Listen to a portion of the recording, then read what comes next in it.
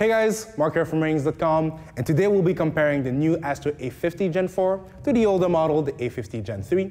We often recommend the old A50s in our gaming articles thanks to the unique and comfortable design, great sound, and good customization and connection options. So what does the newer Gen 4 model have to bring to the table, and are they worth the upgrade? Well, in this video, we'll compare the design, sound quality, isolation, leakage, and microphone, as well as the active features and connection options. But as always, let's start with what's in the box. For what's in the box, it's about the same content for both models.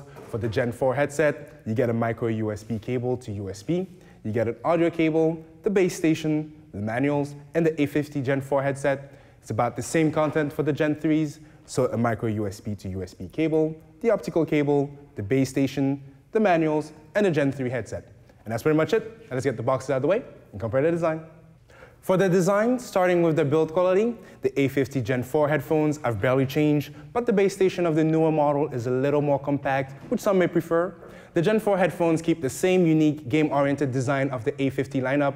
They have large, squarish ear cups with magnetic detachable ear cup pads, similar to the Gen 3 model. The headband is also pretty much identical to the older generation and made mostly out of plastic to keep the bulky frame of the headset somewhat lightweight.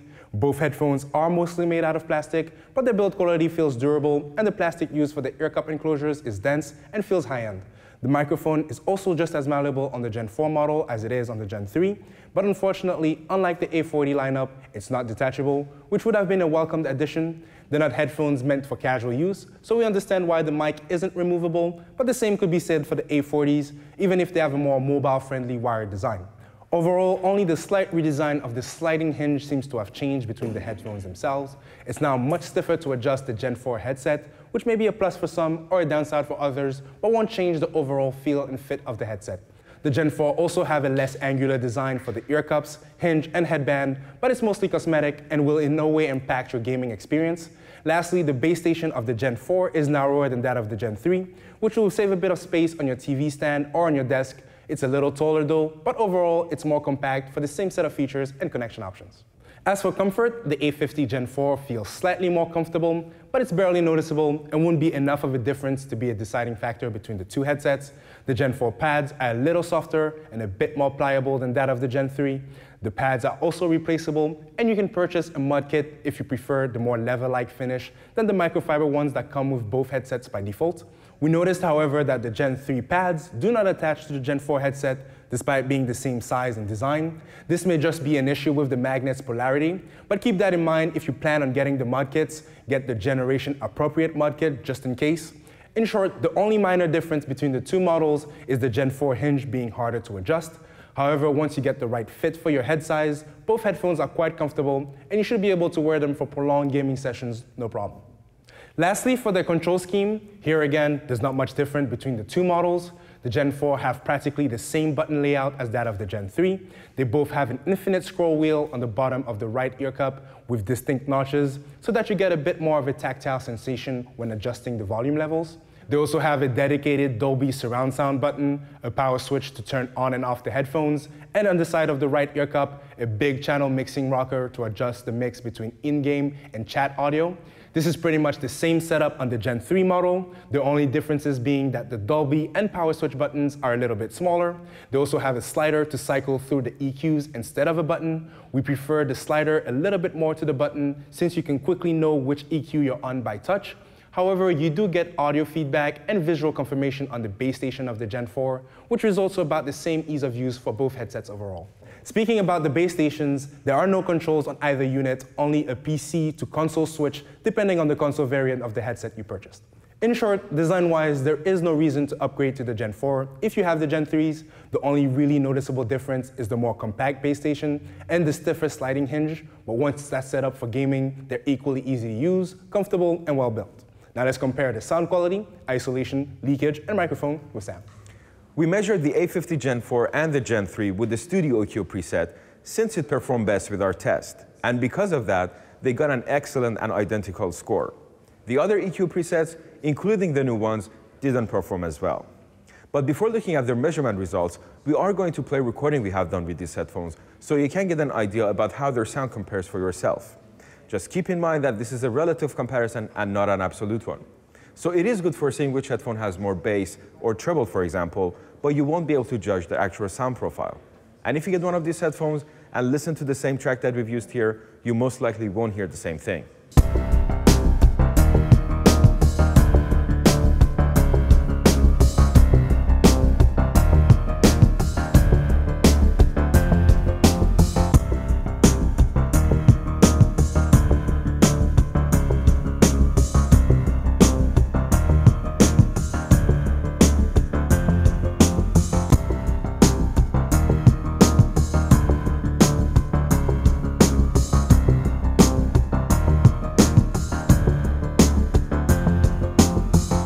Here we have the frequency response of the A50 Gen 4 on the left and the A50 Gen 3 on the right.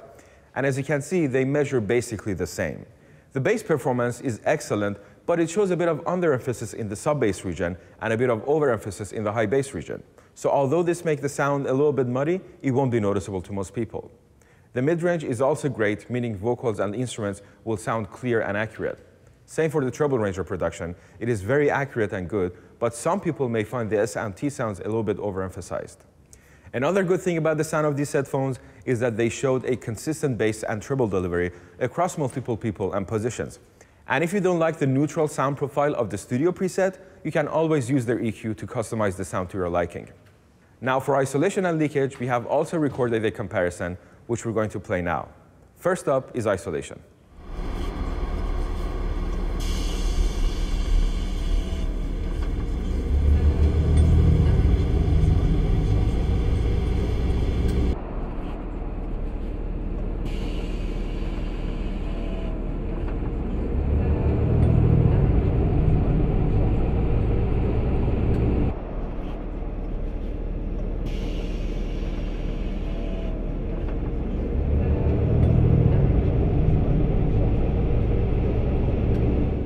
As you can see, the isolation performance of the A50 is quite poor, which is probably due to the porous fabric of the ear pads. This means they will let in almost all of the sounds around you, from the bass of the airplane engines to the sound of the air conditioning system and people talking. So they may not be the best choice for a loud and noisy environment, but you can always mask some of the outside noise by increasing the volume of what you're listening to. Now let's listen to the leakage recording.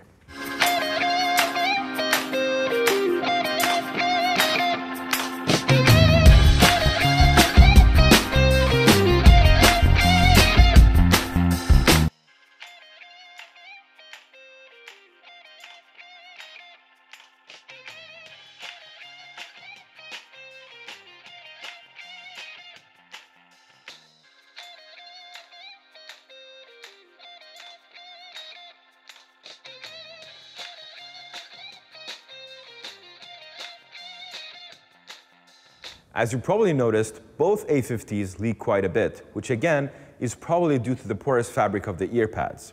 This means that the people around you may hear what you're listening to, even at moderate volumes.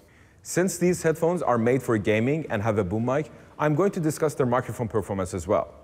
So first, let's listen to a recording made with them in a quiet environment. This is a ratings.com microphone test.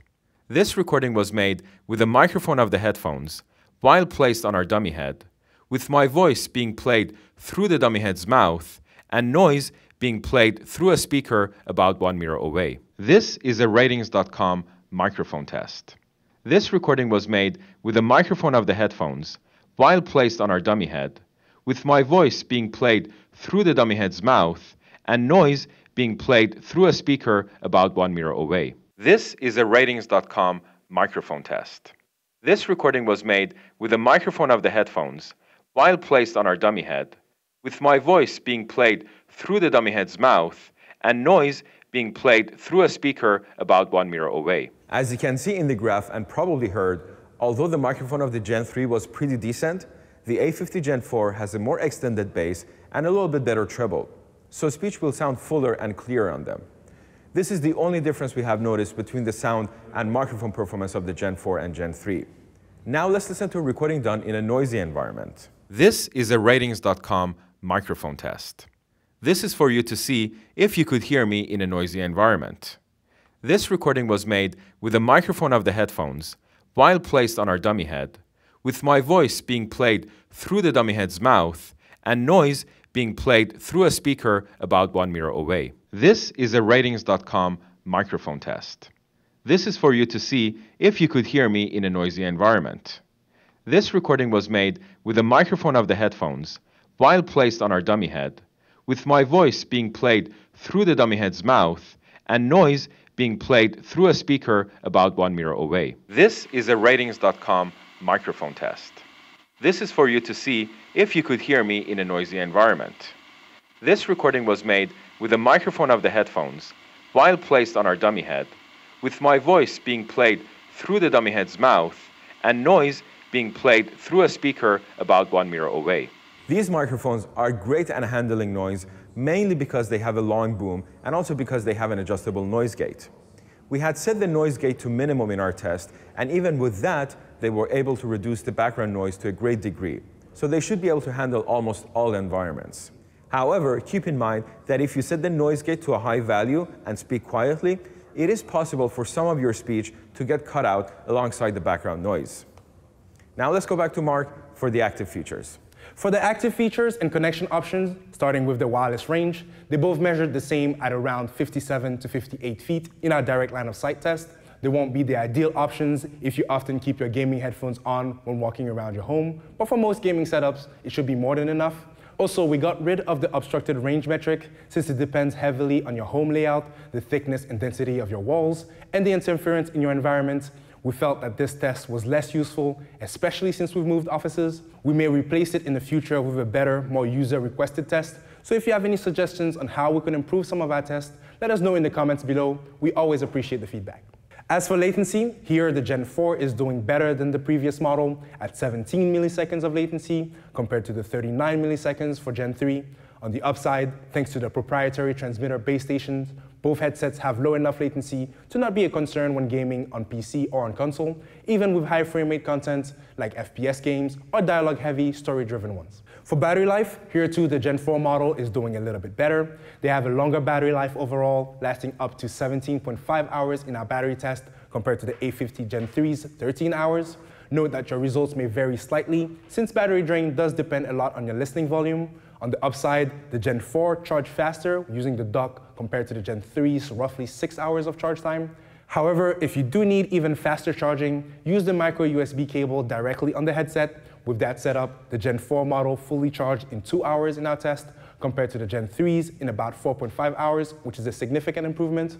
On the upside, both models have a great power-saving feature that will automatically power off the headphones within 2 to 5 minutes if you leave them lying down on your couch or your desk. The feature also powers off the headset when idle, inactive, or if there's no motion for more than 10 minutes, which is great and extends the battery life of both models considerably. Unfortunately, this feature cannot be disabled though, so if you like to lie down and just enjoy your music, they may accidentally turn off a few times during your listening session. As for the app and software support, both generations of the A50s use the Astro Command Center. It's a good app that offers a fair amount of customization options, like a 5-band EQ that you can adjust and save as presets. You can then access these presets via the EQ button on the Gen 4 or the slider on the Gen 3s. The Command Center also has a few pre-tuned presets for media, studio, and the Astro Mod Kit. The app also provides battery data for the headset that's a bit more precise than the reading that you get on the base station. You also get a few mic options, although unlike the Gen 3 model, you can't control the EQ of the mic. This feature seems to have been removed, which is slightly disappointing. You also can't disable the gyroscope auto-off feature, and unlike some of the other gaming software that we've tested, you do not have much control over the surround sound effects. You don't get any macros or mappable options for different profiles either. Overall, the Command Center is useful for gaming, and the changes hold when switching to consoles, but does not offer as much options as competing software from Logitech or SteelSeries. As for the connection options, we got the PS4 variant of the Gen 4 and the Xbox variant of the Gen 3s, so the comparison isn't an exact one-to-one. However, on both models, the base stations provide data and power over micro USB. When in PC or console mode, both base stations also have an optical in and optical out, as well as an aux input, so you can connect them to your receiver, soundbar, or directly to your TV if it has a line out. This does make both models decent options for home theater setups, and they also look pretty good resting on their base station next to your TV or console. Unfortunately for the Gen 4, Unlike the Xbox variant of the Gen 3, there is no workaround to get the mic working on PS4 by putting it in PC mode. As a rule of thumb, most Xbox variant headphones that have a PC mode and an optical cable could work on PS4, but the PS4 variants of the same gaming headset will only have audio at best with the Xbox One via optical. Putting the headset or dock in PC mode would not trick the Xbox to have limited mic support like it does on PS4. We expect the Xbox variant of the A50 Gen 4 could also have this workaround for PS4 if you put it in PC mode and use the optical cable for audio. However, for the best performance, you're better off just using the console-appropriate version. Overall, is the A50 Gen 4 worth the upgrade? Well, if you really care about the more compact base station and the slight improvements to latency and microphone performance, then maybe, but for most, no. The Gen 4 and Gen 3 have practically the same design. They're both comfortable and well-suited for gaming. The Gen 4 charge faster and lasts a little longer. However, the sound quality is about the same, and with the right settings, the improved mic performance is minimal at best. If you're getting your first A50s, then go for the Gen 4. The A50 lineup are great headsets overall for gaming when paired with the right console. However, if you already have a set of A50 Gen 3s that still work well, then the upgrade will be very minor. And that's pretty much it. If you want to dive deeper into our measurements, check out our website. And if you like this video, subscribe to our channel or become an insider. Also, we're always looking for great people to join our team in Montreal. So if you want to help people find the best products for their needs, have a look at our careers page on our website. Oh, and lastly, we started reviewing soundbars. Check them out by following the link in the description below and let us know what you think. This also means that we'll start producing more soundbar-oriented content, video reviews, and recommendations. So stay tuned for that in the near future. Leave us a comment if you have a particular soundbar you would like us to review, and if we get enough requests, then we may test them. That's it. Thanks for watching, and see you next time.